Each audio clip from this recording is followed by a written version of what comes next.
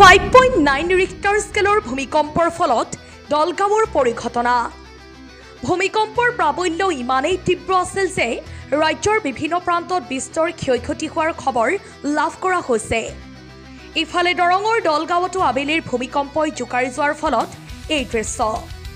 দলগাঁৱৰ শিলবৰীৰ আবুল কালাম আজাদৰ বাসগৃহৰ দৃশ্য এয়া। ভূমিকম্পৰ অভিকেন্দ্ৰ ঢেকিয়াজুলি বুলি চিহ্নিত কৰা হৈছে। ঢেকিয়াজুলিৰ পৰা শিলবৰী বেছি দূৰ নোহোৱাৰ বাবেই ভূমিকম্পৰ জোকাৰণিয়ে পাৰ্শ্বৱৰ্তী অঞ্চলত অত্যাধিক তাণ্ডৱ চলাইছে বুলি অনুমান কৰা হৈছে।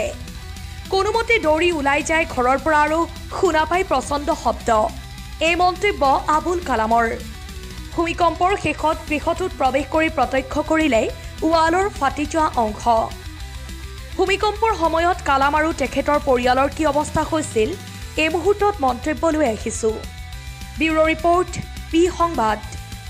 মোৰ নাম আবুল কালাম আজাদ আৰু মই শিলবৰী জিপিৰ আণ্ডাৰত কৌপাটি গাঁৱৰ বাসিন্দা। ইতিমধ্যে আপুনি চালে যি ক্ষয়ক্ষতি হৈছে বাৰু এনেকুৱা ভূমিকম্প হ'ব বুলি ভবাও নাছিলোঁ আৰু লাইফৰ প্ৰথম চালোঁ যি ভূমিকম্প হৈছে।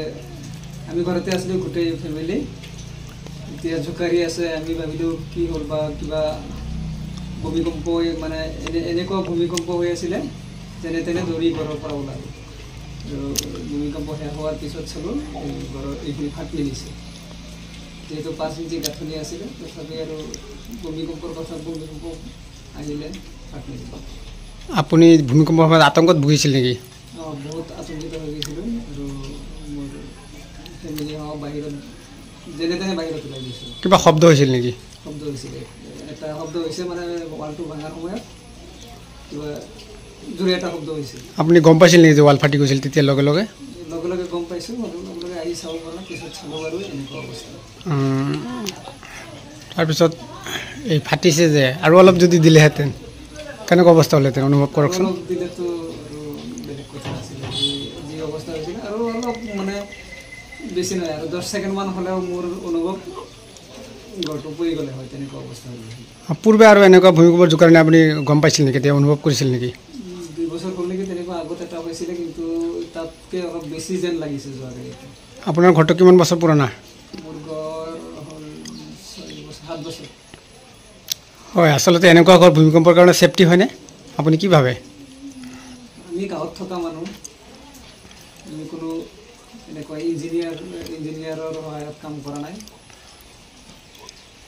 এনেকুৱা ছেফটি বুলি ক'লে আপুনি